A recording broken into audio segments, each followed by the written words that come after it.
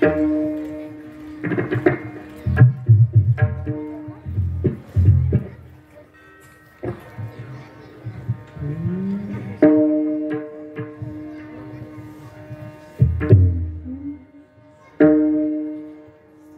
समागम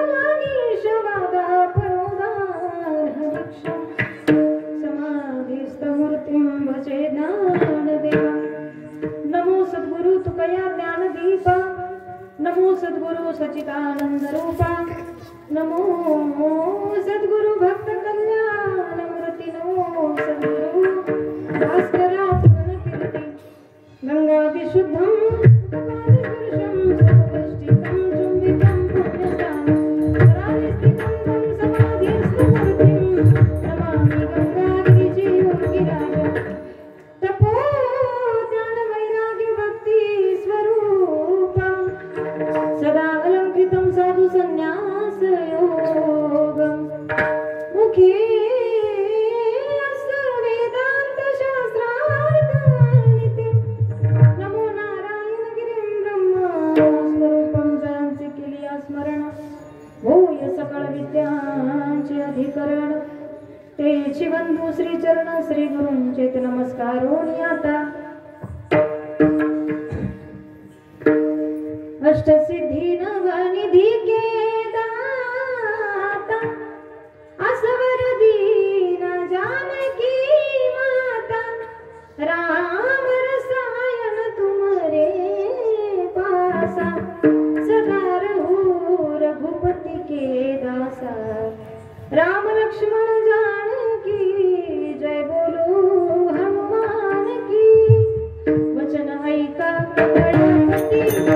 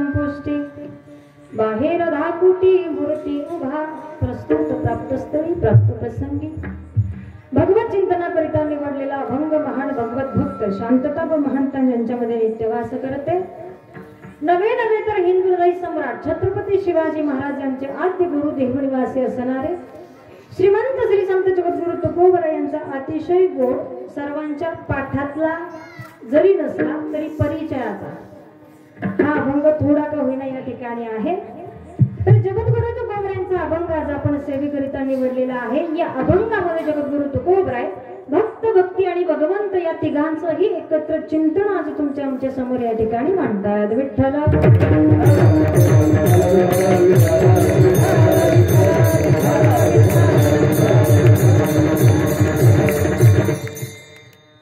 सेवेला सुरुवात करण्यापूर्वी अल्पसा परिहार द्यायचा तो असा कीर्तनाच्या नियमाप्रमाणे दंडकाप्रमाणे तर सालाबाप्रमाणे वर्ष 28 आहे बरं का खूप वर्षापासून या लोकांनी या ग्रामस्थ मंडळींनी अगदी परमार्थ मिळवला सुद्धा आणि टिकवला सुद्धा परमार्थ फक्त मिळवणं महत्त्वाचं नाहीये तर तो टिकवणं सुद्धा फार महत्त्वाचं या ठिकाणी आहे तर तो अगदी तुम्हाला मिळाला सुद्धा आणि तुम्ही तो टिकवला सुद्धा तर इथे येऊन फार आनंद वाटला बरं का खूप खूप प्रसन्न असं वातावरण जवळपास 2.5 ते 3 वर्षानंतर पाहायला मिळाले बरं का काय तर आता म्हणजे असं प्रसन्न वातावरण अगदी तुरळक पाहायला या ठिकाणी मिळतं आधी होतं पण कोरोनाने जरा बराच अंतर तुमच्यात आणि आमच्यात पाडलाय पण असं भगवंताची कृपा आहे आज या धर्म मंडपामध्ये तुम्ही आम्ही या ठिकाणी येऊन बसलो आज इथं येऊन बसण्याच्या लायक भगवंताने तुम्हाला आम्हाला या ठिकाणी ठेवलंय काहीतरी ऋण त्या भगवंताचे आपल्यावर या ठिकाणी आहे आणि काहीतरी उपकाराची परतफेड त्याची आपल्याला करता यावी म्हणून आजचा हा दिवस तुम्हाला आम्हाला बघायला मिळतोय कारण चालता बोलता माणसं गेलीत बरं का काय चालता बोलता माणसं गेली. किती चालता बोलता गेली सांगू तुम्हाला? महिला मंडळ तक तक करू नका बरं का, आज 1 तास लेट होणार आहे. हा चालेल ना? म्हणजे मला मोकळ्या मनाने बोलायला. हा कारण 1 तास लेट चालू झालाय तर 1 तास म्हणजे 1 तास नाही घेणार, अर्धा ते पाऊण तास थोडासा उशीर या ठिकाणी होणार आहे. पण असो, 6 दिवस तुम्ही या ठिकाणी सुंदर अशी सेवा या ठिकाणी दिलेली आहे आणि अजून 2 दिवस त्या भगवंताच्या नावानं आपल्याला या ठिकाणी द्यायचे आहेत. वर्षातून 1 सप्ताह म्हणजे प्रत्येक गावामध्ये या ठिकाणी झालाच पाहिजे, जेणेकरून हे छोटे छोटे इथं ह्या मुली आणि हे छोटे छोटे मुलं पाहून एवढा आनंद. आणि त्यामध्ये सुवर्ण म्हणजे दुग्ध शर्करा योग असा की तरुण मंडळ या ठिकाणी खूप आहे.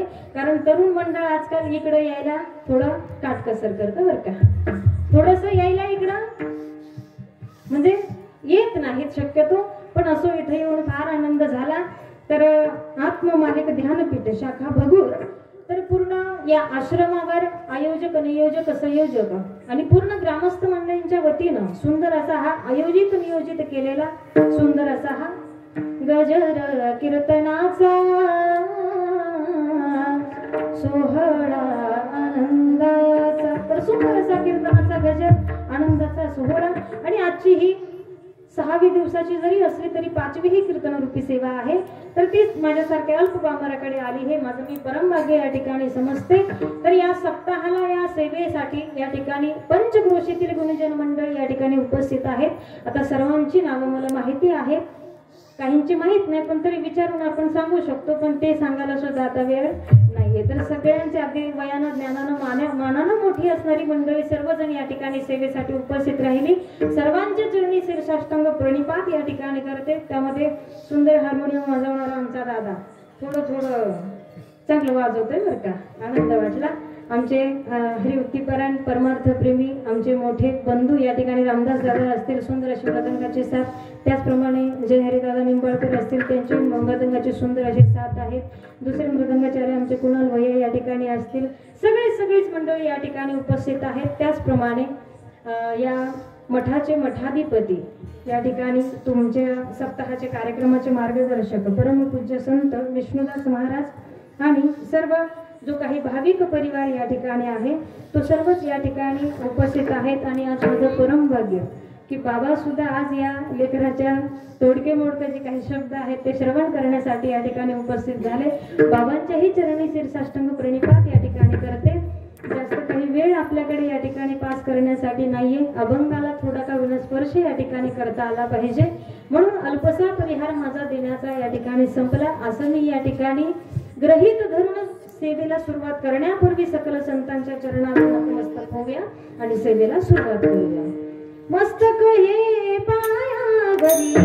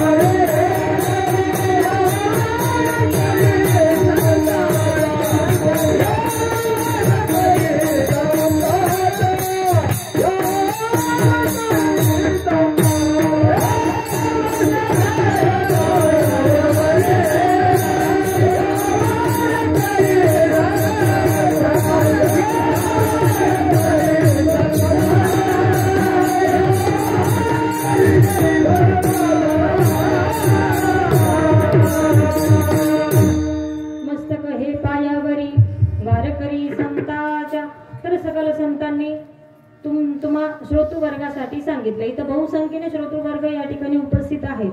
गेल्या 6 दिवसापासून तुम्ही सुंदर अशा सेवा कीर्तन या ठिकाणी श्रवण करतात. मग कीर्तनात बसल्यानंतर तुमच्याकडे काय काम आहे हे विशेषरित्या मला सांगायची तरी गरज वाटत. काय करतात कीर्तनात बसल्यानंतर? बोलत नाहीत का? त्या क्रियाच करून दाखवत आहेत, टाळ्या वाजवत आहेत. वा, हुशार आहे बरं का महिला. पुरुष मंडळी काय करतात? आमच्या पक्षाने सांगितलं हो काय करायचं ते. टाळ्या वाजवतात. लागून या पाया विनवितो तुम्हाला, करे टाळी बोला मुखी नाम हे मी नाही तर जगद्गुरु तुकोबरांचा आग्रह आहे. म्हणून जेव्हा जेव्हा विठ्ठल विठ्ठल नामस्मरण होईल मुखाने त्या भगवंताच्या नामस्मरणाची टाळी मुखानं गोड असं भगवंताचं नामस्मरण या ठिकाणी करायचं आहे. विठ्ठल विठ्ठल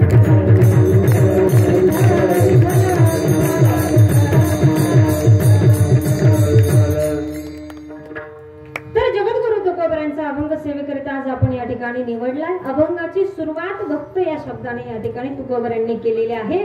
भक्त भक्ती आणि भगवंत या तिघांचंही एकत्र वर्णन आजच्या अभंगामध्ये तुकोबराय करतायत. पण सर्वात प्रथम मान्यता भक्त या शब्दाला तुकोबरांनी दिली आहे. काय कारण असलं पाहिजे त्याचं वालं, तर त्या ठिकाणी तुकोबराय म्हणतायत की हे भक्त या हिंदुस्थानाला मिळालेले एक मोठं वरदान आहे. भक्त म्हणजेच संत. तर महाराष्ट्राची ही भूमी संतांची भूमी म्हणून ओळखली जाते. तर तुम्हासाठी या ठिकाणी संत किंवा भक्त हे तुम्हाला आम्हाला मिळालेले एक वरदान आहे. नवे नवे तर तुमच्या आमच्यासाठी एक मोठं वैभव तुम्ही आम्ही संतांना भक्तांना या ठिकाणी मानत असतो.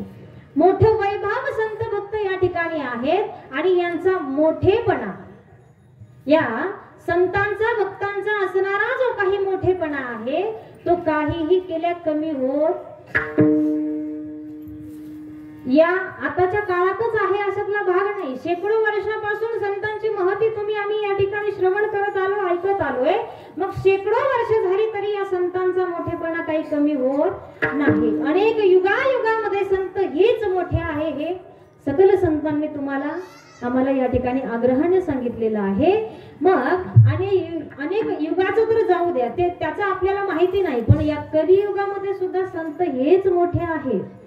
साधू थोर जाना साधू थोर जाना साधू थोर जाना कलियुगी. तर या कलियुगामध्ये सुद्धा संत हेच मोठे आहे भक्त हेच मोठे आहेत. मग एवढा मोठेपणा या संतांचा का असावा, का सकल संतांनी या संतांची भक्ताची महती तुम्हाला आम्हाला एवढी आग्रहाने या ठिकाणी सांगावी.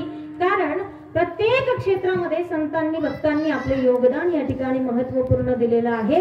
कसं तर आपण वावरत असताना आपण जीवन जगत असताना वेगवेगळ्या क्षेत्रामध्ये आपण राहत असतो बरं का. वेगवेगळ्या क्षेत्रामध्ये तुम्ही आम्ही या ठिकाणी वास करत असतो राहत असतो. मग त्या वेगवेगळ्या क्षेत्रापैकी काही थोडके असणारे मोजके क्षेत्र आपल्याला या ठिकाणी बघता येतील. त्यामध्ये राजकीय क्षेत्र घ्या, शिक्षण क्षेत्र घ्या, आर्थिक क्षेत्र घ्या, वैज्ञानिक क्षेत्र असू द्या किंवा मग भक्तीचं क्षेत्र या ठिकाणी असू द्या. तर ही जी काही क्षेत्र आहेत त्या प्रत्येक क्षेत्रामध्ये संतांनी स्वतःचं आपलं या ठिकाणी फार असं असणारं मोठं योगदान तुमच्या आमच्यासाठी दिलंय.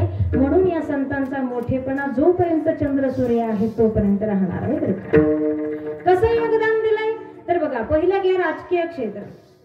राजकीय क्षेत्र माहिती तुम्हाला, पुरुष मंडळ तुमच्याकडे आहे का? निवडणुका होतात ना? नाही हा, म्हणजेच ते राजकारण अर्थात राजकीय क्षेत्र. राजकारण शब्द एवढा गोड आहे, अर्थ एवढा गोड आहे. राज माने रहस्य, कारण माने कारण म्हणजे निमित्त. त्याच्यातलं राजही कुणाला समजलं नाही पाहिजे आणि कारण सुद्धा कुणाला कळालं नाही पाहिजे बरं का. दोघातलं एक जरी कळालं ना तरी लगेच गेम या ठिकाणी होऊ शकतो. याला काय म्हणताय? राजकारण अर्थात राजकीय क्षेत्र जर तुम्ही आम्ही घेतलं. आता तुम्ही म्हणताय राजकीय क्षेत्राचा संतांचा भक्ताचा काय संबंध, तर आजपर्यंत जे जे राजे आदर्श राजे होऊन गेले त्यांचा आदर्श होण्यामागे कारण काय असेल तर त्यांना त्यांच्या जीवनामध्ये संतांचं मार्गदर्शन लाभलं बरं का.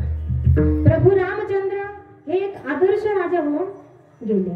त्यांचा आदर्श होण्यामागे कारण काय आहे? त्यांचं राजकारण त्यांनी एवढं सुव्यवस्थितपणे कसं चालवलं असणार तर त्यांना वशिष्ठ ऋषींचं मार्गदर्शन त्यांच्या राजकीय क्षेत्रामध्ये लाभलेलं आहे बरं का. राजा जनक सुद्धा हा एक आदर्श राजा होऊन गेला कारण त्यांना अष्टवक्र मुनींचं मार्गदर्शन या ठिकाणी लाभलं होतं.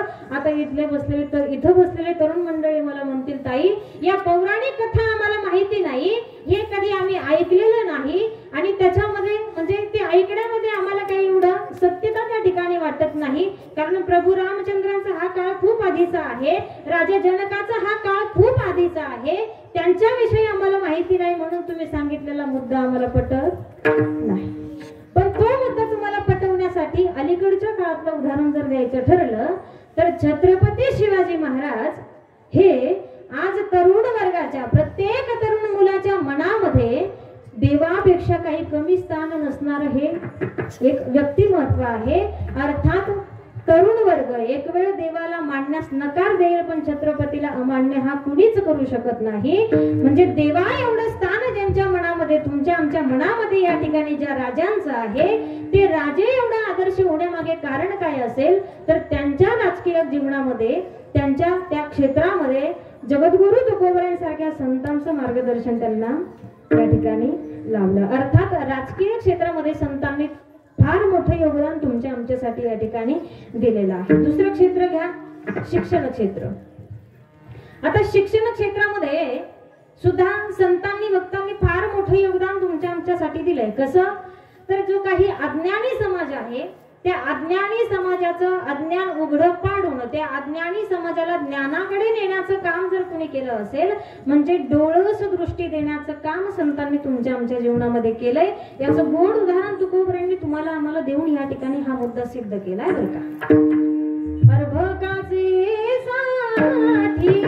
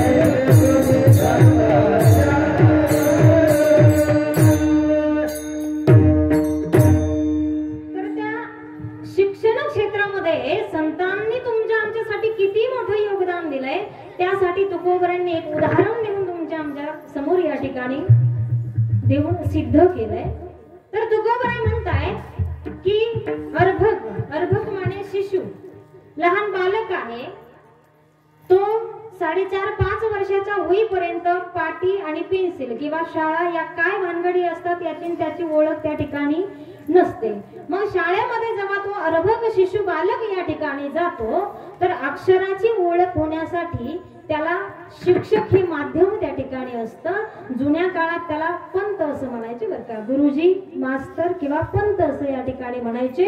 मग तुकोबराय म्हणताय की त्या बालकाची आणि अक्षराची ओळख होण्याचं माध्यम काय असेल तर पंत आहे, अर्थात गुरुजी या ठिकाणी आहेत। आणि मग या क्षेत्रामध्ये अगदी असंच कार्य तुमच्या आमच्या जीवनामध्ये संतांनी या ठिकाणी केलंय। तैसे तुम्ही संत जगी क्रिया करुणी दाविती अंगी, तर या अशा प्रकारची क्रिया तुमच्या आमच्या जीवनामध्ये संत या ठिकाणी करत असतात। अर्थात शिक्षण क्षेत्रामध्ये फार मोठे योगदान संतांनी तुमच्या आमच्यासाठी दिलंय। तिसरं क्षेत्र आहे आर्थिक क्षेत्र। आर्थिक कळतं तुम्हाला? आर्थिक ते सगळ्यांनाच कळतं। अगदी पहिलीच्या पोराला सुद्धा 100ची आताच्या नोटाचा कलर जरा वेगळाच आहे, पण तरी त्या नोटा त्या आरामात ओळखू शकतात। अगदी या आर्थिक क्षेत्राबद्दल नॉलेज हे प्रत्येकाला या ठिकाणी असतं, पण बऱ्याच लोकांना पैसा कमवता येतो पण तो खर्च कुठं करावा हे कळत नाही बरं का। पण असं सांगून जाईल पैसा कमावणं हे सोपं आहे, पैसा कमावणं हे एवढं विशेष नाही, पण कमावलेला पैसा तो योग्य पद्धतीने योग्य मार्गाने खर्च कसा करावा याला मात्र डोकंच असावं लागतं बरं का. काय असावं लागतं? डोकं असावं लागतं. म्हणून सकल संतांनी सांगितलंय जोडून यादना उत्तम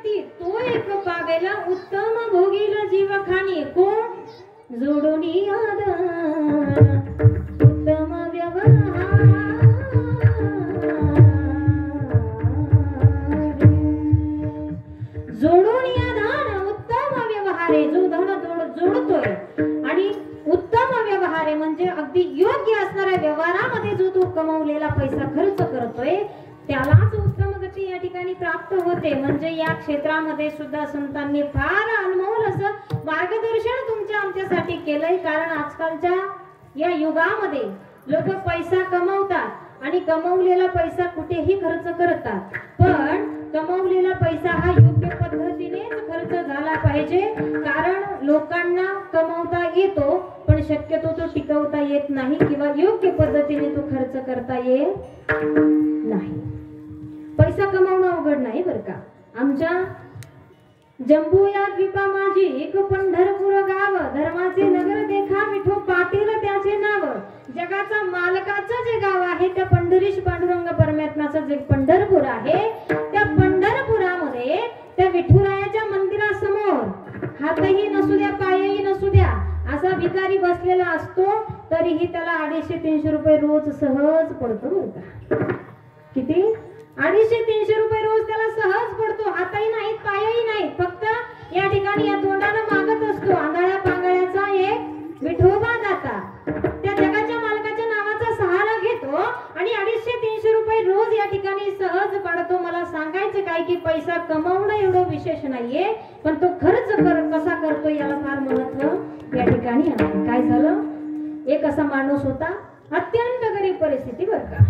एवढ्या गरीब परिस्थितीतला म्हणजे आता जर जेवला तर सकाळी काय खायचं याची चिंता त्याला असायची. एवढा गरीब असणारा अगदी 1 रुपयाही कसला इन्कम नाही, कसला सोर्स त्याच्याकडे या ठिकाणी नाहीये.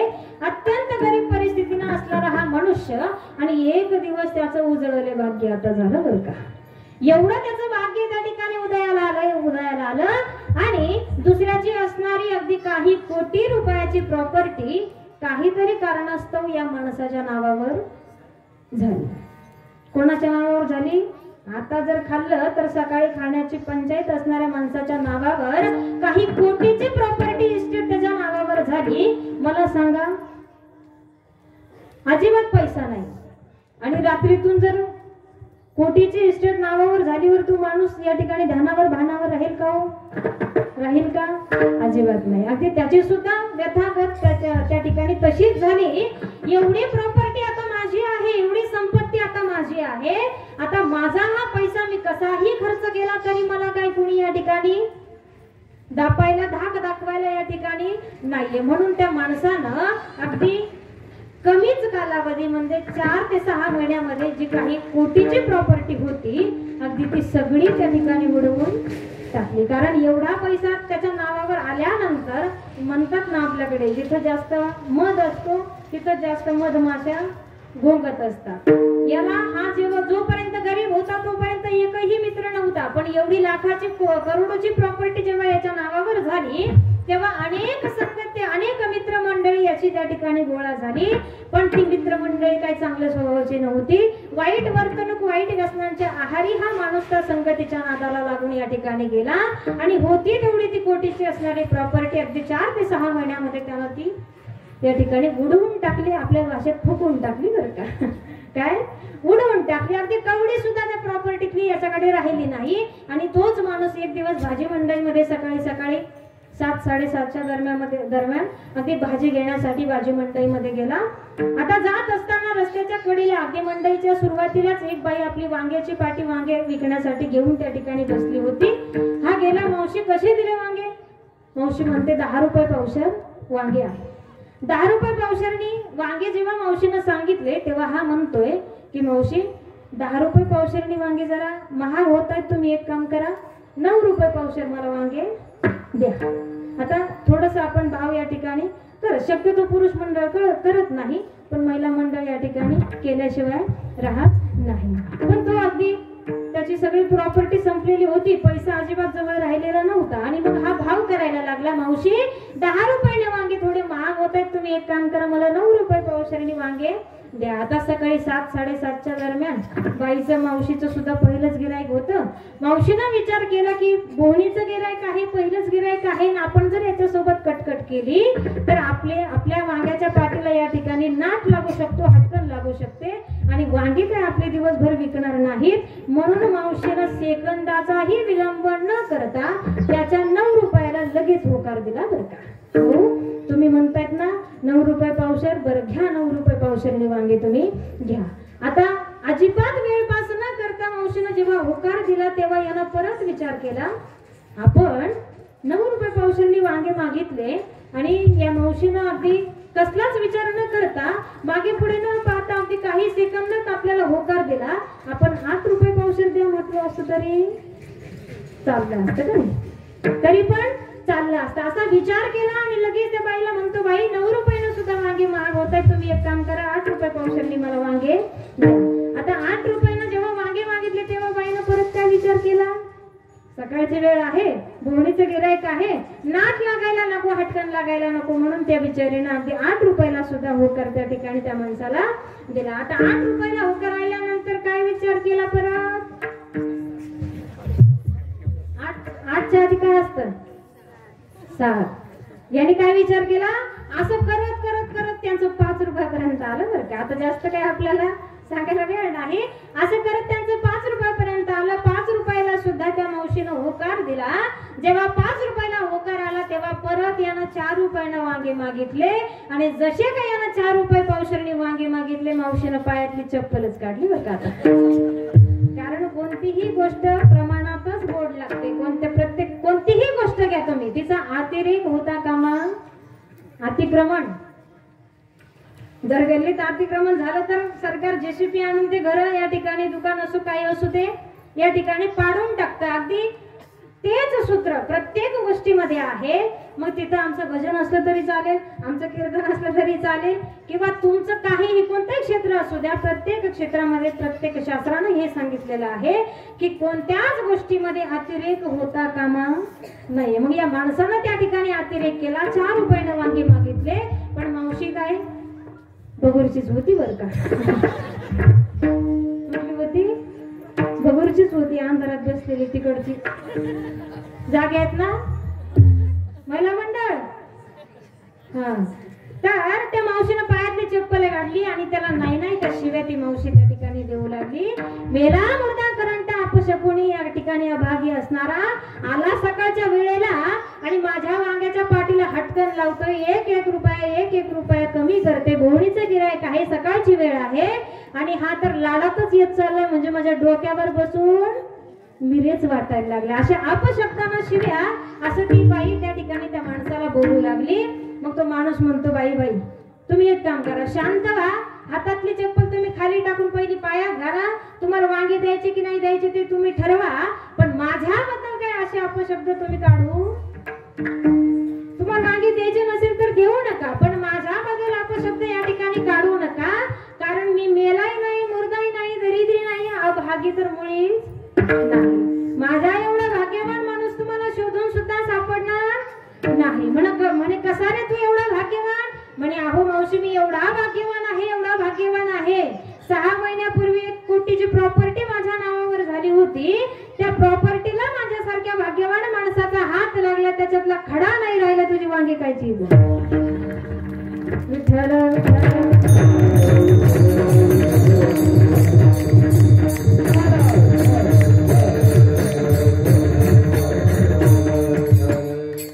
कळालं ना? म्हणजे धन हे मिळवणं विशेष नाहीये, पण ते खर्च कोणत्या पद्धतीने योग्य पद्धतीने झालं पाहिजे. मग हे धन योग्य पद्धतीने तुम्ही कमवा आणि योग्य पद्धतीने तुम्ही खर्च या ठिकाणी करा. मग त्यामध्ये भगूरचा अखंड हरिनाम सप्ताह असेल. तुम्ही जर महिन्याला 10,000 रुपये कमवत असाल तर 1,000 रुपये वर्गणी द्यायला तुम्हाला काहीच या ठिकाणी महाग नाहीये. सप्ताहासाठी अगदी भरभरून तुम्ही वर्गणी या ठिकाणी दिली पाहिजे. कारण आपण जर आपल्या हक्काचे 10 रुपये या ठिकाणी श्रमानं कष्टानं कमवत असो तर देवाच्या हक्काचा 1 रुपया त्या 10 रुपयामध्ये असलाच पाहिजे. तर या ठिकाणी तुमच्या इथं तर वातावरण फार सुंदर दिसते. कारण आम्ही मध्ये बसलेलो होतो तर एका मावशीनं आतमध्ये वर्गणीच होती ना, तर वर्गणी आणून दिली. अगदी म्हणजे तुमच्याकडे काही जास्त मार्गदर्शन त्या बाबतीत करावं लागतं असं मला वाटतं नाही. अगदी सुंदर मंडळी आहेत, सुंदर गावकरी आहेत. अगदी असं मला सांगायचं काय की धन हे उत्तम पद्धतीने उत्तम मार्गाने या ठिकाणी खर्च करता आलं पाहिजे. अर्थात आर्थिक क्षेत्रामध्ये सुद्धा संतांनी फार मोठे योगदान तुमच्या आमच्यासाठी दिलंय. त्यामध्ये मग भक्तीचं क्षेत्र असू द्या तर या भक्तीच्या क्षेत्रामध्ये सुद्धा संतांनी फार मोठे योगदान तुमच्या आमच्यासाठी दिलंय. म्हणून या संतांचे तुमच्या आमच्यावर फार मोठे उपकार या ठिकाणी मानले जातात बरं का. काय सांगू आता संतांचे उपकार मज निरंतर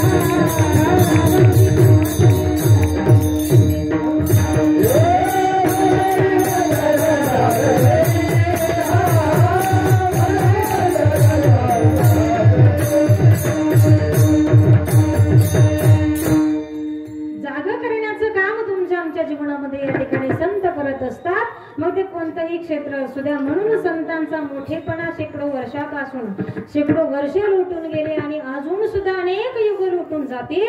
पण या संतांची महती शक्ती या ठिकाणी किंमत कमी कदापि या ठिकाणी होणार नाही. जागा करण्याचं काम तुमच्या आमच्या जीवनामध्ये संत या ठिकाणी करत असतात. मग भक्त जर किती मोठा आहे हे सिद्ध करायचं असेल तर त्या भक्ताचा भगवंत किती मोठा आहे, त्याची भक्ती किती मोठी आहे हे सिद्ध करावं लागतं. देव किती मोठा आहे हे सिद्ध करायचं असेल म्हणजे देवाचा जर मोठेपणा सांगायचा असेल तर त्या देवाचा भक्त किती मोठा आहे आणि त्या भक्ताची भक्ती किती मोठी आहे हे सिद्ध करावं लागतं. अर्थात भक्त, भक्ती आणि भगवंत या तीनही गोष्टी एकमेकांवर अवलंबून या ठिकाणी आहेत. एकमेकांवर डिपेंड अवलंबून या ठिकाणी या तीनही गोष्टी आहेत. आता संत साहित्यामध्ये तुमच्या इथं सुंदर गाथा पारायण या ठिकाणी चालू आहे. जगद्गुरु तुकोबांचे संपूर्ण अभंग तुमच्या मुखातून कानावरून या ठिकाणी पडतात, मुखातून या ठिकाणी जातात. तुम्ही श्रवण रोज या ठिकाणी करताय. तर त्या गाथ्यामध्ये जर आपण पाहिलं तर भक्त या शब्दावर अनेक अभंग आहेत, देव या शब्दावर अनेक अभंग आहेत किंवा भक्ती या शब्दावर अनेक अभंग या ठिकाणी आहेत. कारण हे एक एक शब्द असा आहे, एवढी ताकद या एक एक शब्दामध्ये आहे की जोपर्यंत चंद्र सूर्य आहे तोपर्यंत या एका एका शब्दाची महती तुम्हाला आम्हाला गाता येऊ शकते. एवढे अर्थपूर्ण, एवढे मोठे मोठे हे शब्द आहेत. म्हणून या एका एका शब्दावर एका एका प्रकरणाचं निर्माण या ठिकाणी संतांनी केलंय. मग आता भक्तांचं वर्णन करणारा अभंग कोणता आहे? भजनी मंडळ आमचं नेहमी म्हणत असतं, भक्ताईसे जाणा जे देही उदास गेले आशा पाश निवारोणी. हा जर अभंग आपण पाहिला तर या अभंगामध्ये फक्त आणि फक्त वर्णन सांगितलं बरं का. फक्त भक्त हा विषय या अभंगामध्ये मांडलेला आहे. दुसरं जर प्रकरण आपण पाहायला गेलो तर भगवंताचे वर्णन करणारे अभंग तुम्हाला आम्हाला बरेच पाहायला मिळतात. सकल संतांनी त्या भगवंताचं तोंड भरून कौतुक वर्णन या ठिकाणी केलंय. त्यामध्ये तुकोबरांनी केलेलं वर्णन आहे. सुंदर ते ध्यान उभेली ठेवारी, सुंदर ते ध्यान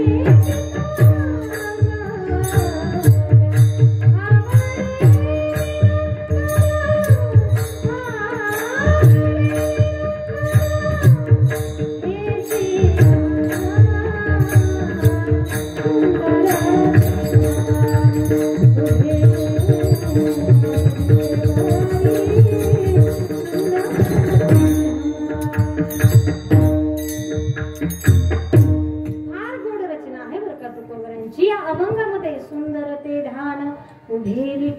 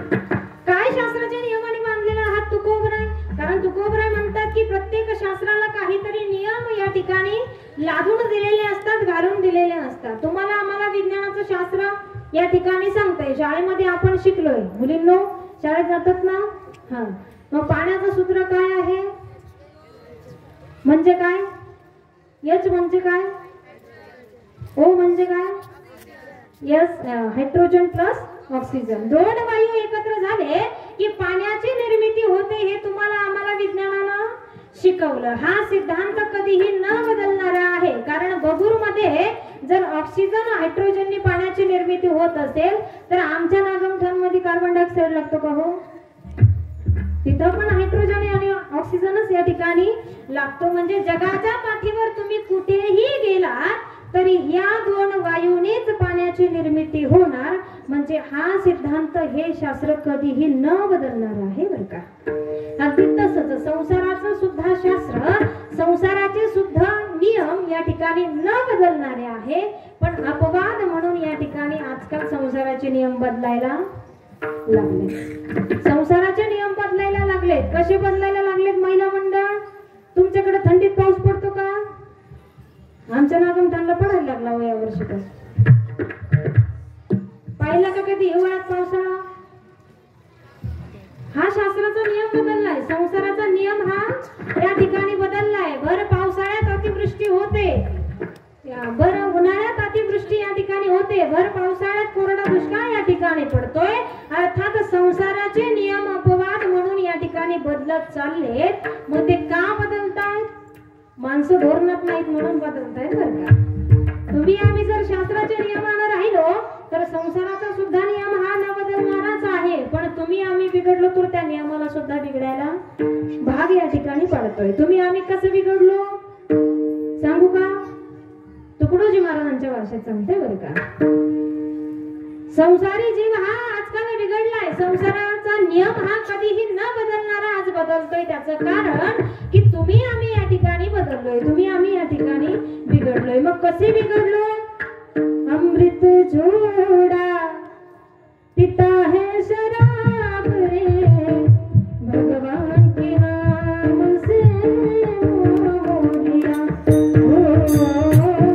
अमृत जोड़ा पिता है शराब नाम से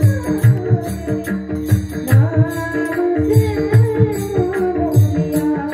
क्या किया क्या किया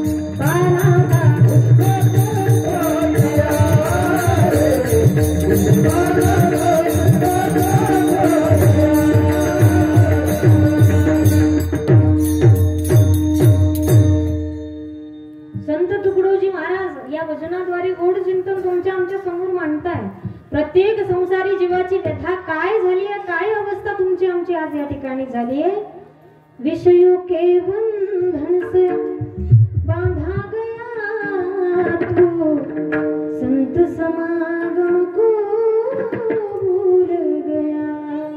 ओ विषयों के बंधन से बांधा गया तू, संत समागम को भूल गया. क्या किया क्या किया क्या किया रे, तूने जीवन गवा दिया. क्या किया रे, जिसे पाना था उसको तू खो दिया. पाना था उसको तू खो दिया.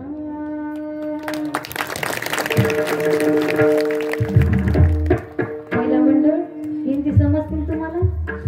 हा सिरियल मुळे काय वाद नाही राहिला. आता हिंदी जरी कीर्तन केलं तरी समजते आमच्या महिला मुलींना. तुकडोजी महाराजांनी फार सुंदर रचना केली बरं का. जे तुम्हाला आम्हाला प्राप्त करायचंय त्याच्यापासून तुम्ही आम्ही दूर होत चाललोय. तुकोबराय सांगताय तर तुका म्हणे जन्मा आल्याचे सार्थक विठ्ठलची एक देखली. त्या भगवंताची प्राप्ती नाही तुम्हाला आम्हाला होऊ शकत, पण कमीत कमी त्यानं एवढा सुंदर मनुष्य देह तुम्हाला आम्हाला दान म्हणून दिलाय. मग त्या उपकाराची जरी परतफेड करण्यासाठी तुम्ही आम्ही भजन केलं पाहिजे की नाही? केलं पाहिजे. म्हणजेच त्या भगवंताच्या उपकाराची परतफेड तुम्ही आम्ही या ठिकाणी काकड्यामध्ये सुंदर असं प्रकरण आलंय. जेणे हा जीव दिला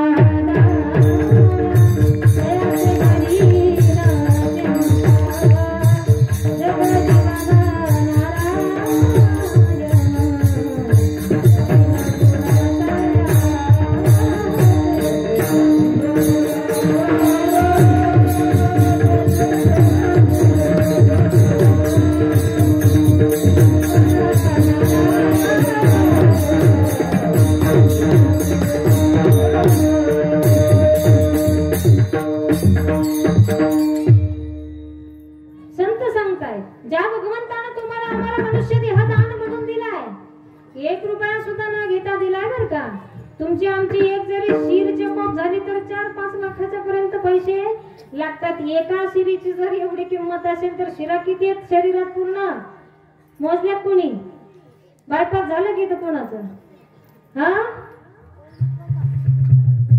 एवढा अनमोल असलेला देह 1 रुपया सुद्धा या ठिकाणी कवडी न घेता तुम्हाला आम्हाला दान म्हणून या ठिकाणी दिलाय.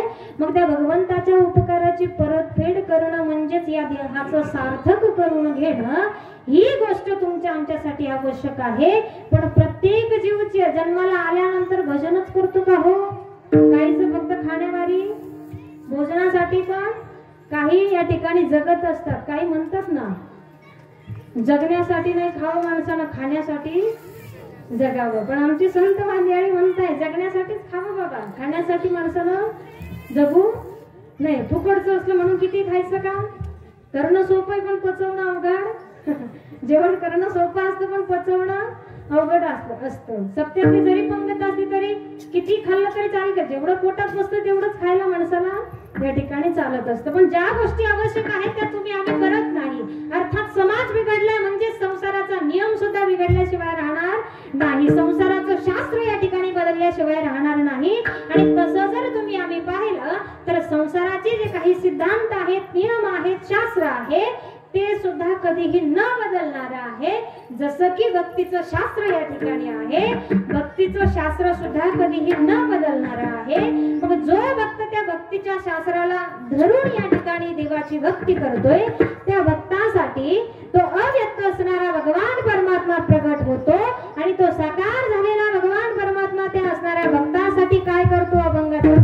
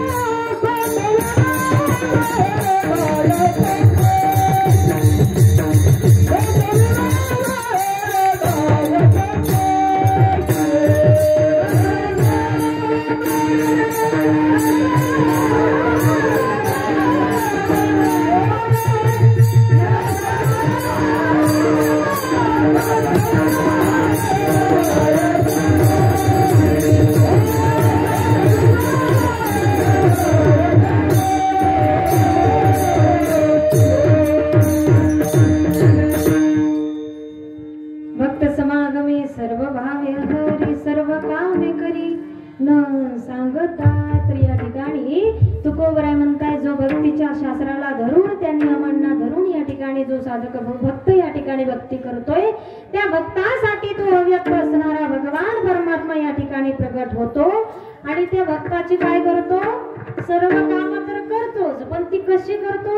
न सांगता करतो बरं का. पहिल्या चरणात भगवंत कुठे राहतो त्याचा पत्ता त्या भगवंताचा तुम्हाला आम्हाला तुकोबराय सांगतात. मग कुठे राहतो तो जगाचा मालक? भक्तांच्या सहवासामध्ये राहतो, भक्तांच्या सहवासामध्ये राहतो. तसा तर तुमच्या आमच्या सहवासामध्ये सुद्धा तो भगवान परमात्मा आहे. पण एवढाच फरक आहे, भक्ताच्या सहवासात राहतो तो सर्व भावाने राहतो आणि तुमच्या आमच्या सहवासात राहतो तो सर्व भावाने नसतो बरं का. सर्व भावाने तुमच्या आमच्यामध्ये या ठिकाणी नसतो. तसं तर संत सांगतायत की या जीवाचा आणि देवाचा फार मोठा संबंध आहे. एवढा मोठा संबंध आहे की तो जगाचा असणारा मालक तुमच्या आमच्या शिवाय 1 सेकंद सुद्धा लांब राहू शकत नाही बरं का. तुमच्या आमच्या शिवाय 1 सेकंद ही तो भगवान परमात्मा या ठिकाणी राहू शकत नाही. कारण तो असणारा भगवान परमात्मा हा तुमच्या आमच्या अवतीभोवतीच या ठिकाणी राहत असतो. माऊली त्याचं ज्ञानेश्वरीमध्ये गोड वर्णन करतात. एरवी सर्वांच्या हृदयादेश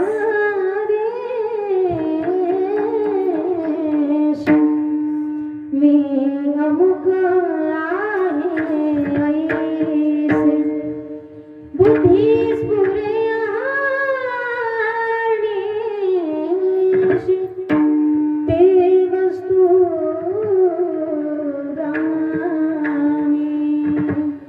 एरवी सर्वांच्या हृदयादेशी सर्वांच्या हृदयामध्ये मी वास या ठिकाणी करतोय.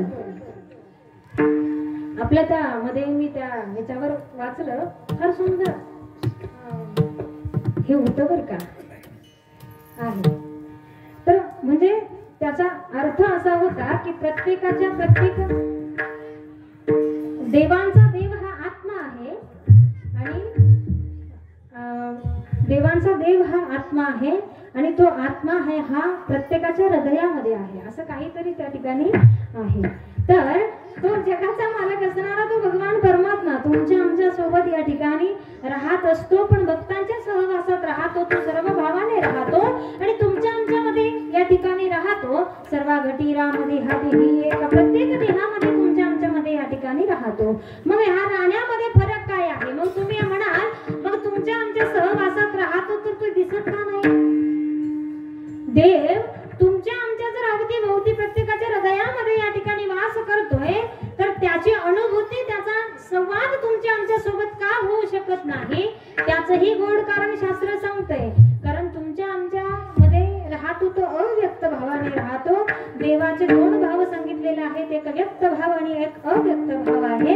व्यक्त भाव म्हणजे प्रगट होणे आणि अव्यक्त भाव म्हणजे प्रगट न होणे. मग या साधू संतांनी त्या अव्यक्त असणाऱ्या भगवान परमात्म्याला व्यक्त करून घेतलेला आहे. कशाच्या जोरावर? आपल्या साधनेच्या जोरावर, भक्तीच्या जोरावर तो बसणारा भगवान परमात्मा साक्षात असा समोर उभा केलाय. मग तेवढी भक्ती आपण करतो का? करतो का? आता सप्ताह संपल्यावर परत आश्रमाकडे कोण येतंय? येतात का? इकडचे येत असतील बाबा पण आमच्याकडे नाही बरं का. जरा अवघड परिस्थिती आहे. 7 दिवसच मठात जातो आम्ही. नंतर त्याला तेवढी साधना असावी लागते, भक्ती असावी लागते. या संत महापुरुषांनी या ठिकाणी तेवढी भक्ती केली आणि अव्यक्त असणारा भगवान परमात्मा व्यक्त या ठिकाणी करून घेतलाय. मग तुमच्या आमच्यासाठी तो अव्यक्त असणारा भगवान परमात्मा व्यक्त करायचा म्हणजे तारेवरची कसरत आहे बरं का. कारण त्याला व्यक्त करणं हे खायचं का? ही साधी गोष्ट नाहीये, सोपी गोष्ट नाहीये. मग त्याला व्यक्त करण्याची एक पद्धती शास्त्रानं सांगितली आहे, एक प्रोसिजर त्या शास्त्रानं त्या ठिकाणी सांगितली आहे. कसं त्या व्यक्त असणाऱ्या भगवान परमात्म्याला व्यक्त करायचंय? शाळेमध्ये गुरुजी मुलांना सांगत होते की जगात देव आहे. शाळेमधले गुरुजी मुलांना सांगतायत की जगामध्ये देव आहे. मुलं म्हणतात का हो गुरुजी तुम्ही म्हणताय देव आहे पण आमचं असं म्हणणं आहे की जगामध्ये देव काय म्हणणं आहे तुमचं? आहे का नाही? आहे. पाहिलं मग द्या आमच्याकडे पाठवून तुम्हाला भेटल्यावर. मुलं म्हणतात गुरुजी तुम्ही म्हणतात देव आहे पण आम्ही असं म्हणतोय की जगामध्ये देव या ठिकाणी नाहीये. कारण असता तर तो आम्हाला दिसला असता. मग गुरुजी म्हणतात पाहायचाय तुम्हाला देव? पाहायचाय? पाहायचाय का? अरे बघायचाय का देव? नाही काय? 4थी 5वी 6वी तुम्हाला पाहायचंय मला मंडळ? पाहायचंय ना? मग आता जी पद्धती प्रोसिजर जी सांगते ती तशी उद्या सकाळी करा बरं का. गुरुजी म्हणतात मुलांना तुम्हाला जर देव पाहायचा असेल, मी स्वतः देव पाहिलाय, मी तुम्हाला देव दाखवू शकतो. पण तुम्हाला जर देव पाहायचा असेल तर उद्या सकाळी शाळेमध्ये येताना प्रत्येक विद्यार्थ्यानं 1 लिटर दूध घेऊन यायचं बरं का. काय करायचं? पाहायचंय तुम्हाला? मग उद्या होऊन जाऊन त्या बासुंदीची पंगत आणायचं दूध 1 लिटर. काय महाग आहे? मुलांनी गुरुजीने सांगितल्याप्रमाणे दुसऱ्या दिवशी त्या दिवशी 4ची शाळा सुटली, घरी गेले. आईला आदल्या दिवशी सांगितलं, आई उद्या आम्हाला सर शाळेमध्ये सकाळी देव दाखवणार आहेत, म्हणजे उद्यासाठी 1 लिटर दूध वाढवा घेऊन ठेव, असं प्रत्येक विद्यार्थ्यांना स्वतःच्या आईला आदल्या दिवशी सांगून ठेवलं.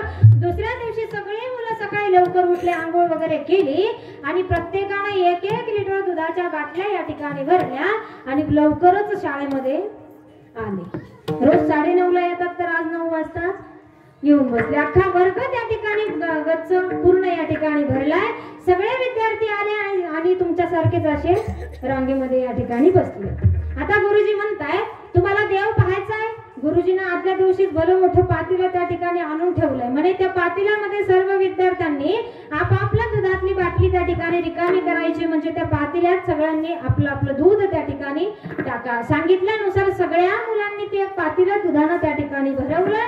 आता जेव्हा पातेलं या ठिकाणी भरवलंय, मुलांना सांगितलं तुम्ही अगदी रांगेत या ठिकाणी बसायचंय. थोड्याच वेळामध्ये तुम्हाला देव दाखवतो. थोड्याच वेळामध्ये देव दाखवतो म्हटले. आपल्या उजव्या हाताची शर्टची बाही या ठिकाणी गुरुजीनं वर केली आणि उजव्या हाताला त्या पातेल्यात जे काही असणारं दूध होतं ते आपल्या हातानं ते दूध हलवायला सुरुवात केली.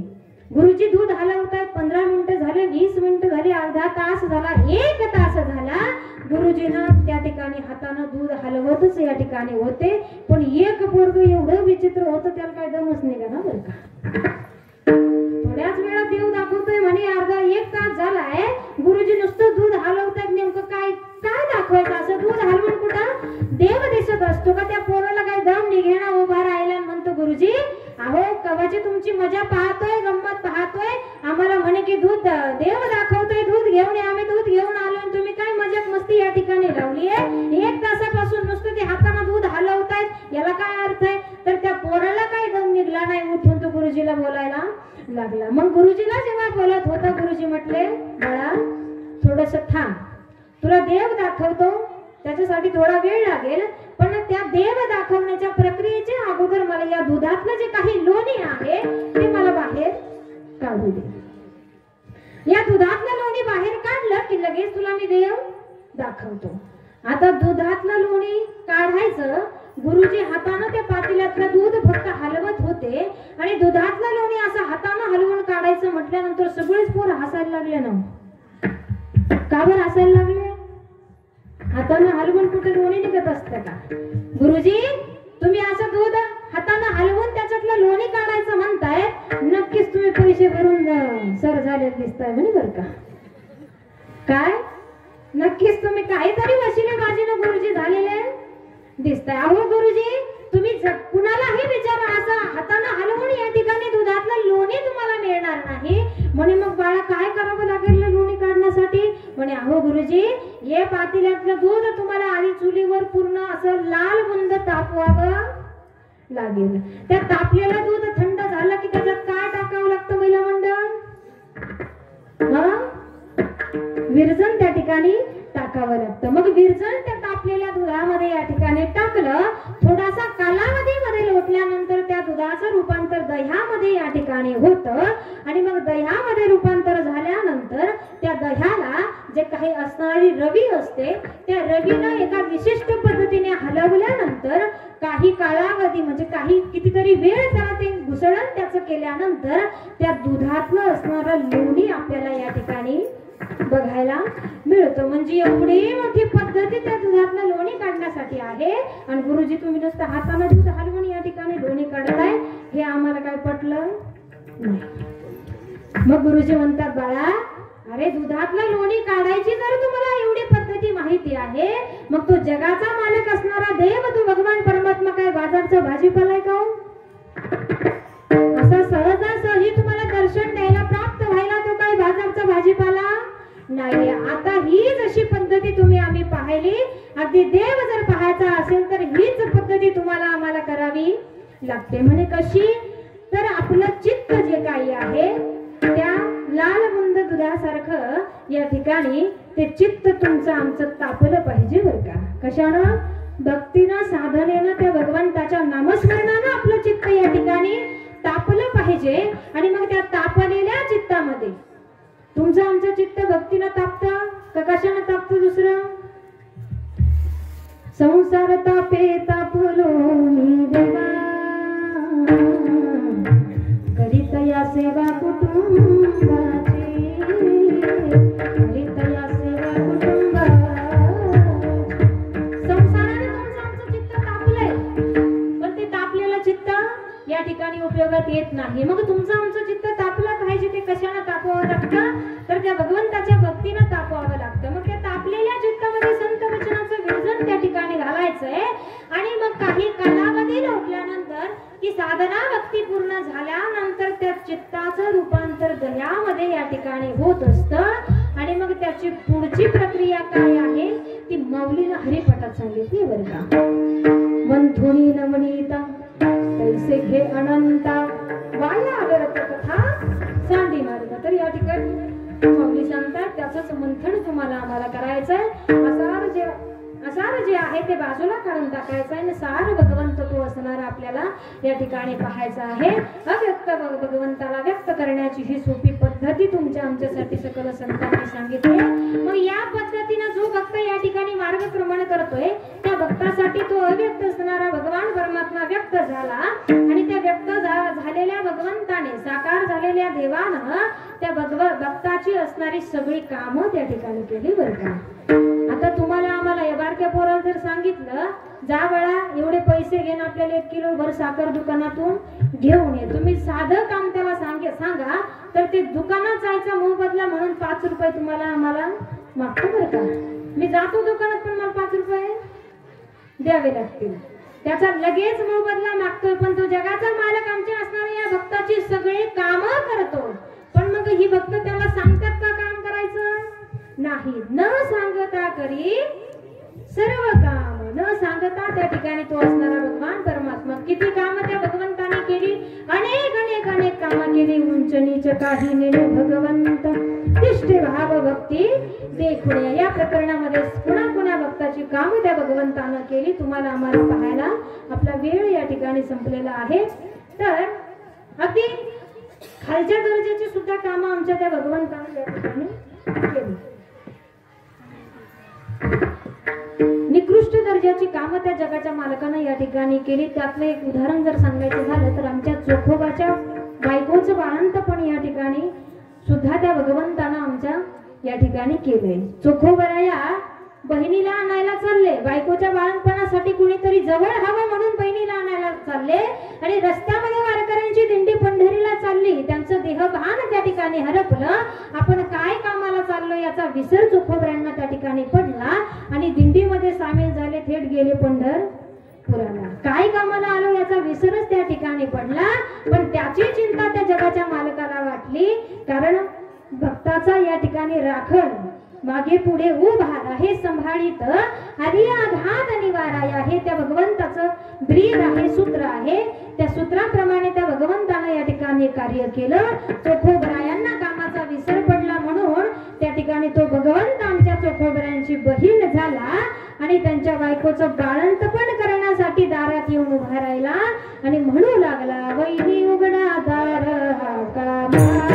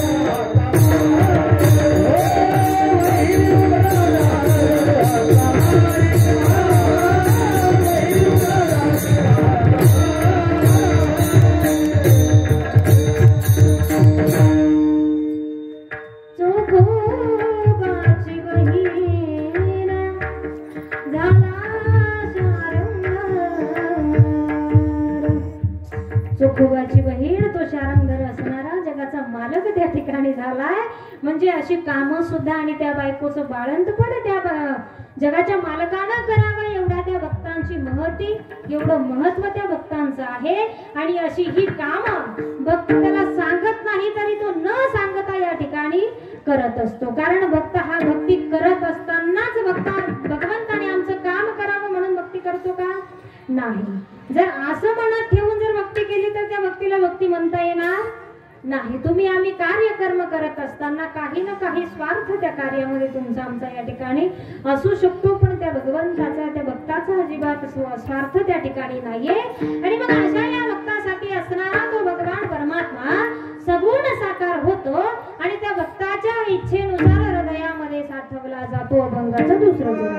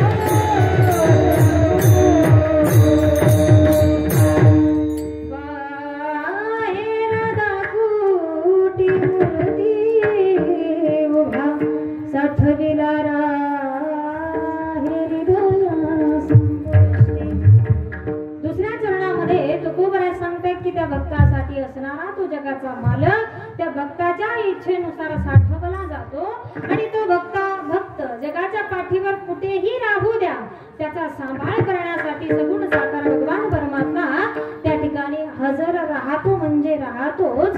एक वेळ तुम्हाला आम्हाला आपल्या नशिबाचे भोग भोगत असताना अनेक कठीण प्रसंगाचा या ठिकाणी सामना करावा लागतो आणि मग तेव्हा जर भगवंत आपल्या जवळ नाही असा भास तुम्हाला आम्हाला झाला तर देवाला मानणारे लोक सुद्धा म्हणतात की जगात देवच राहिला। काय म्हणतायत? जगात देवच राहिला नाही म्हणतायत, पण त्याचंही कारण आहे। तुमच्या आमच्या सहवासात राहत नाही त्याचंही कारण आहे, कारण तुम्ही आम्ही तेवढी तळमळतेने ती भक्तांसारखी भक्ती त्या भगवंताची करत नाहीये। त्याच्यासाठी साधना सुद्धा तशी असावी लागते। मागे पुढे जर तुम्हाला आम्हाला तो भगवान परमात्मा असावा असं वाटत असेल तर त्यासाठी त्याची भक्ती त्याचं नामस्मरण या ठिकाणी करणं फार आवश्यक आहे। जसं की परीक्षेत जर चांगले मार्क्स मिळावे असं वाटत असेल तर वर्षभर काय करावं लागतं? हुशार आहेत गड्या। काय करावं लागतं? अभ्यासच करावा लागतो, तेव्हा चांगली टक्केवारी तुम्हाला आम्हाला येऊ शकते। मग तो भगवंत जर तुमच्या आमच्या सहवासात यावा असं वाटत असेल तर त्यासाठी काय करावं लागेल? भक्ती करावी लागेल। त्या भगवंताचं नामचिंतन नामस्मरण या ठिकाणी करावं लागेल। मग हे भक्त त्या शास्त्रानुसार भक्ती या ठिकाणी करतात म्हणून त्यांच्या इच्छेनुसार तो या ठिकाणी साठवला जातो।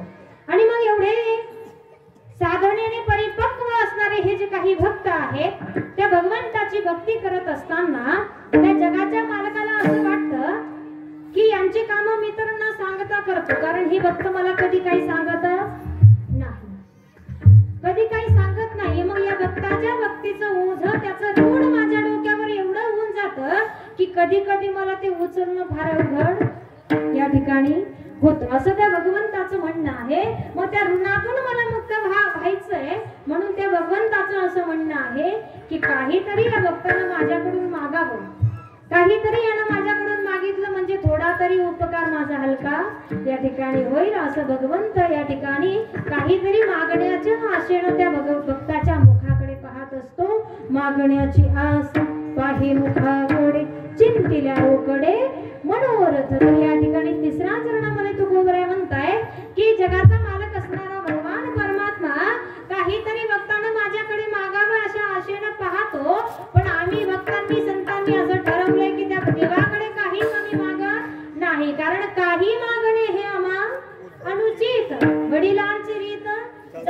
असो, सर्वच भक्त सर्वच सकल संत या ठिकाणी काहीच त्या देवाकडे मागत नाहीये, पण त्या देवाला मात्र या ठिकाणी अपेक्षा आहे.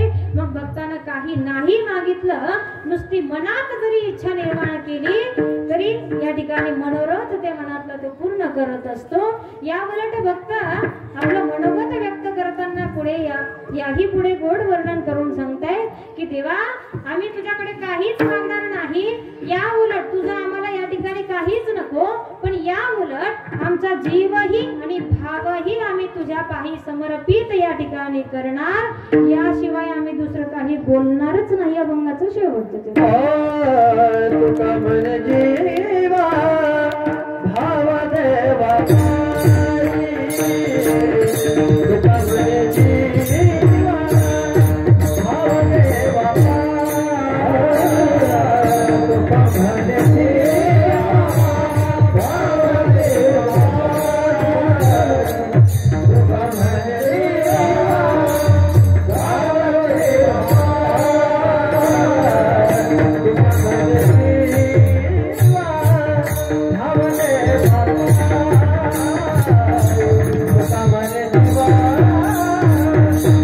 देवा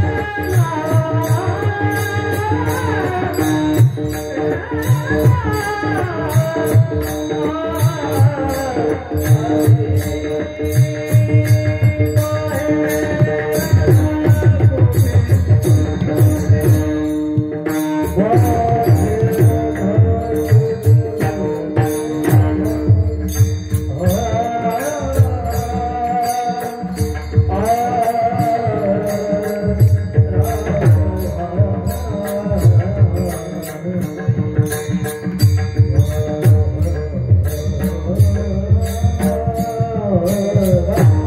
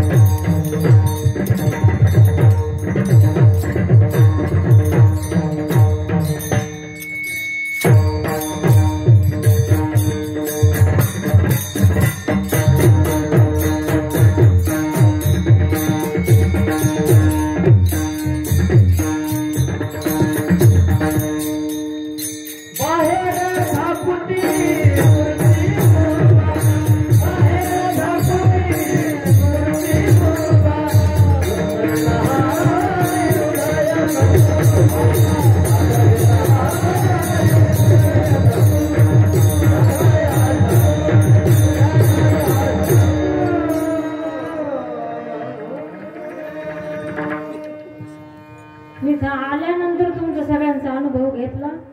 तुम्ही फार मोठ्या मनाचे आहात बरं का. आहेत ना भगुरकर मंडळी? आहे ना तुमचं मोठं मन? मग आमच्या भजनी मंडळासाठी टाळा होता अजून जरा खूप आनंद वाटला. कारण वेळच्या वेळी कौतुक झालं तर बरं वाटतं बरं का जरा. ते काय तुम्हाला काय रोज रोज काही वेगळं असं मागं रोज वाजवत जा. आजच्या दिवसापुरता नाही हा विषय. हे आता कायम लक्षात ठेवायचं. एखाद्याचं गायन आवडलं वादन आवडलं तर नक्कीच टाळीनं दाद देऊन त्याचं कौतुक केल्याशिवाय राहायचं नाही. कारण कौतुक करायला सुद्धा मोठं अंतकरण असावं लागतं, मन या ठिकाणी असावं लागतं. आणि त्यांना तुमच्याकडून दुसरी आम्हाला सर्वांनाच तुमच्याकडून दुसरी कसलीच अपेक्षा नसते. तुम्ही म्हणता तर हे तुम्ही चुकीचं बोलता बरं का. पण जी अपेक्षा असते ती शेवटच्या दिवशी असते. रोज रोज तर नाही लागत ना तुम्हाला ते काही. रोज रोज फक्त टाळीची दाद या ठिकाणी देत चला. सुंदर असं भजनी मंडळ आहे. असो तुकोबरा शेवटच्या चरणात अतिशय गोड वर्णन या ठिकाणी करत आहे. तुका म्हणे जीव भागवती बापाई ठेवून ते काही न मागते. त्या पण जगाच्या मालकानं या ठिकाणी आजचा दिवस तुम्हाला आम्हाला बघायला या ठिकाणी मिळालाय. हे त्याचे उपकार या ठिकाणी समजून मोठ्या प्रेमानं त्याच्या नामाचं नामस्मरण या ठिकाणी करतात ना. इकडे घ्या मग हातवर. हो द्या थोडा 2-5 मिनिटं टाइम झाला तर. ज्यांना आहे त्यांनीच घ्या. फोर्स नाही, जबरदस्ती नाही, बळजबरी. मोठ्या प्रेमानं भजन करायचं बरं का. टाळ आणि पखवाज 1 मिनिटासाठी शांत राहतील. फक्त श्रोतृ वर्गाचा आवाज मला या ठिकाणी ऐकायचा आहे. माझ्या पाठीमागे या ठिकाणी भजन गायचंय. ताठ हात करायचे सगळ्यांनी. थंडी नाही ना माझं? हा असे हात हलवून सांगा नाही वाजत म्हणून. विठ्ठल माझा माझा माझा माझा माझा विठ्ठल माझा मी विठ्ठलाचा.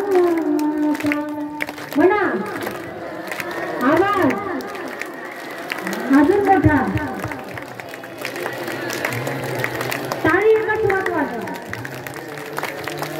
ओ विठ्ठल माझा माझा माझा माझा माझा माझा मी विठ्ठलाचा.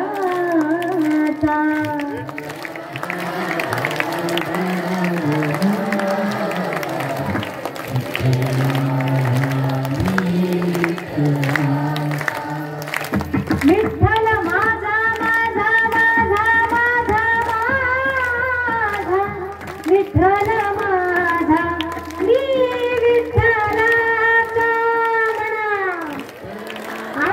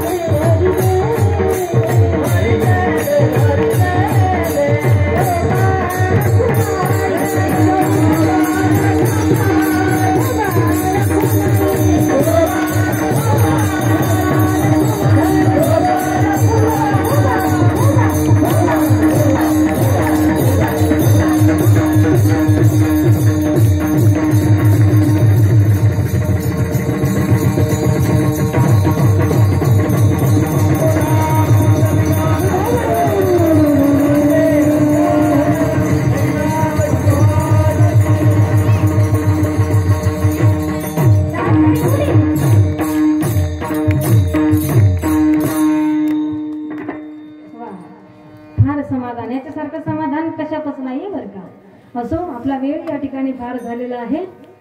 तर सकल संतांच्या आशीर्वादानं जी बुद्धी मला या ठिकाणी आली, जी बुद्धी देवानं या ठिकाणी दिली, त्या बुद्धीच्या या ठिकाणी जोरामध्ये जसा अभंगाचा भावार्थ मला सांगण्यासाठी त्या भगवंताने आज्ञा केली, तसा अल्पशा मतीप्रमाणे तुमच्या समोर या ठिकाणी मांडला। सेवा या ठिकाणी श्री विठ्ठलाच्या माऊलीच्या चरणी, बाबाजींच्या चरणी अर्पण करण्यापूर्वी सात संगत सुंदर सर्वच भजनी मंडळाने या ठिकाणी मला केली, त्यांचे सर्वांचे मनस्वी आभार या ठिकाणी व्यक्त करते। त्याचप्रमाणे आपल्या सरला बेटावरचे या ठिकाणी ज्यांच्या मुखातून सुंदर असं गाथा पारायण तुम्ही श्रवण करतात, हरिभक्तीपरायण अनिल महाराज मंडळी, तर हरिभाऊ महाराज मंडळी, तर हे मंडलिक महाराजांचे भाऊ आहेत। या ठिकाणी बाबांच्याही चरणी श्री साष्टांग प्रणिपात। त्याचप्रमाणे या लेकराचे तोडके मोडके जे काही शब्द आहेत ते बाबाजींनी स्वामीजींनी या ठिकाणी मोठ्या अंतकरणाने या ठिकाणी स्थानपन्न होऊन श्रवण केले। बाबांच्याही चरणी श्री साष्टांग प्रणिपात या ठिकाणी करते आणि असाच आशीर्वाद माझ्या शेवटच्या श्वासापर्यंत तुमचा हात माझ्या मस्तकावर राहावा ही या ठिकाणी इच्छाही व्यक्त करते, विनंतीही करते। काय असेल नसेल ती या ठिकाणी तळमळ तुमच्या चरणी या ठिकाणी व्यक्त करते। कारण तसं माझ्याबद्दल एक आमच्या जनाबाई महाराजांनी लिहून ठेवलेलं प्रमाण अगदी सुटेबल मला होतं बरं का। लाडकी लेक मी संताची मजवर कृपा बहुतांची, कारण हे असायला सुद्धा कृपाच असावी लागते। आता नारायणगिरी बाबांच्या छत्रछायेखाली राहणारी तुम्ही आम्ही मंडळी या ठिकाणी आहोत। आपल्या या भूमीमध्ये अनेक साधू संतांनी जन्म घेतला, अवतार घेतला, त्यांच्या सानिध्यात राहणारी तुम्ही आम्ही मंडळी या ठिकाणी आहोत। तर अगदी तो आशीर्वाद तुम्हा आम्हाला सर्वांनाच या ठिकाणी हा पारमार्थिक वारसा या ठिकाणी लाभलेला आहे। असो, सर्वांनी सुंदर अशी साथ मला या ठिकाणी केली, त्यामध्ये नूरसिंह मंडप साऊंड सर्व्हिस सर्व त्यांचे सुद्धा मनस्वी आभार या ठिकाणी व्यक्त करते। ज्याला जसा हवा होता पाहिजे होता तसा आवाज तुम्ही दिला, तुमचे मनस्वी आभार या ठिकाणी व्यक्त करते। चॅनल आहे का तुम्ही? हां, तर आपल्या उद्धव भाऊंचं या ठिकाणी सुंदर असं चॅनल आहे, सगळ्यांनी त्याला लाईक शेअर सबस्क्राईब करा या ठिकाणी।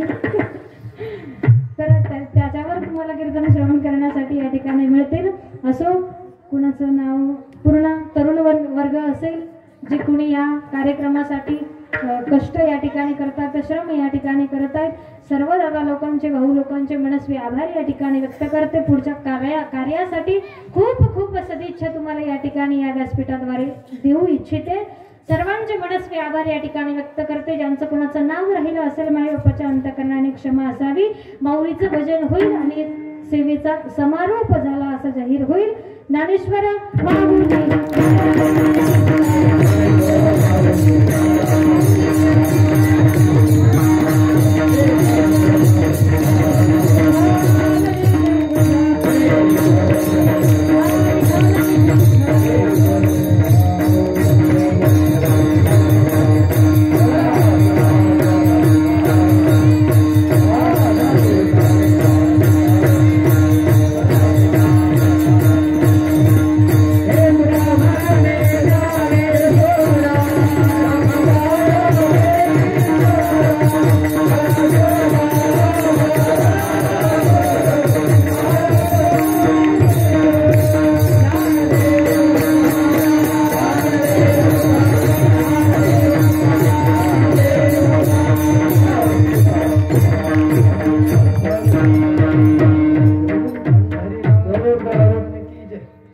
चालू असलेला मालिक ध्यान